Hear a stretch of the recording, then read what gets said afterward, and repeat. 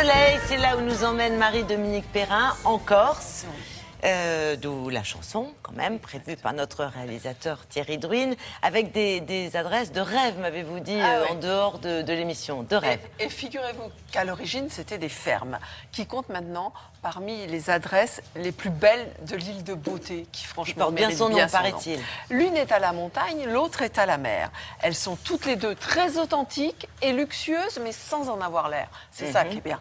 Alors la première, c'est à Pignata, elle est à 850 mètres d'altitude dans le massif de l'Alta Rocca. La deuxième, c'est Murtoli, un domaine de 2500 hectares qui tombe à la mer au sud de Sartène sur la route de Bonifacio.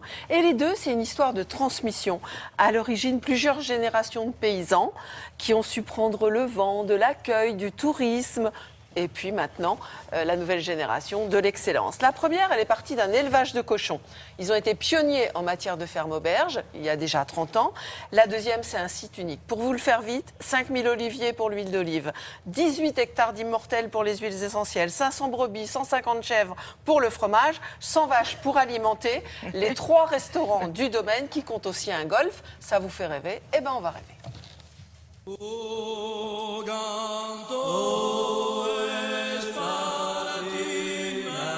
À Pignata, dans le massif de l'Alta Rocca. À Pignata, ça signifie la marmite. La marmite, Antoine et Jean-Baptiste sont tombés dedans tout petits. Si Jean-Baptiste y est resté scotché, Antoine, c'est à l'interview qu'il s'est collé. C'est une affaire familiale, c'est mes parents qui ont commencé il y a 30 ans. Mon père à l'époque était éleveur porcin. Et ils ont fait une des premières fermes auberges en Corse. C'était dans la salle à manger de la maison. Il y avait 4 tables, 10 chaises.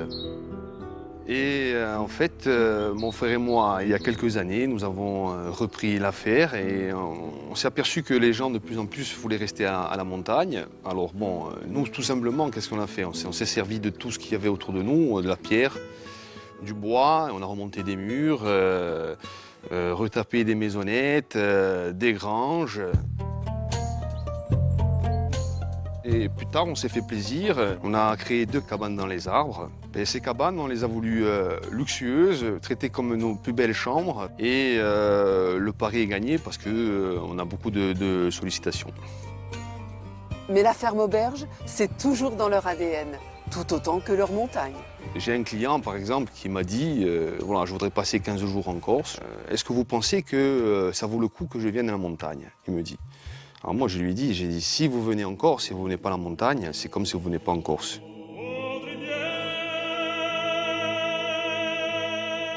De l'Alta Rocca au rocher de Rocapine, c'est toute une chaîne de montagnes qui tombe dans la Méditerranée. Avec encore là, une ferme. Mais quelle ferme!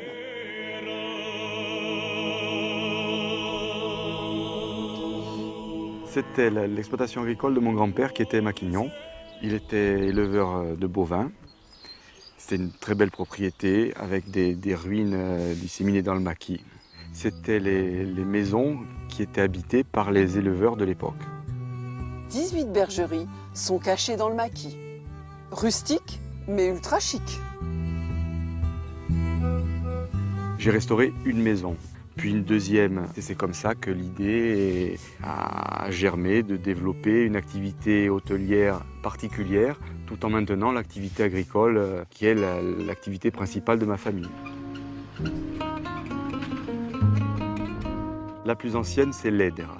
On dirait une maison fortifiée, mais ce n'est absolument pas le cas. C'était une maison qui servait de silo à grains. Donc je l'ai restaurée avec des matériaux nobles, de récupération. On a retrouvé des auges, du carrelage de la terre cuite ancienne, des vieilles poutres, des vieilles briques, des vieilles tuiles. Donc on dirait que les maisons sont dans leur jus, alors qu'elles étaient complètement en ruine.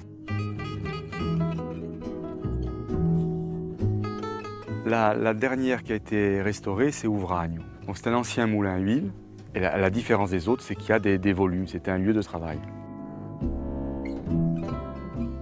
Ce qui fait la particularité de ce lieu, c'est l'authenticité de la campagne, l'activité agricole et le bord de mer. C'est-à-dire qu'on a la Toscane et les Seychelles en un seul lieu, mais sans décalage horaire.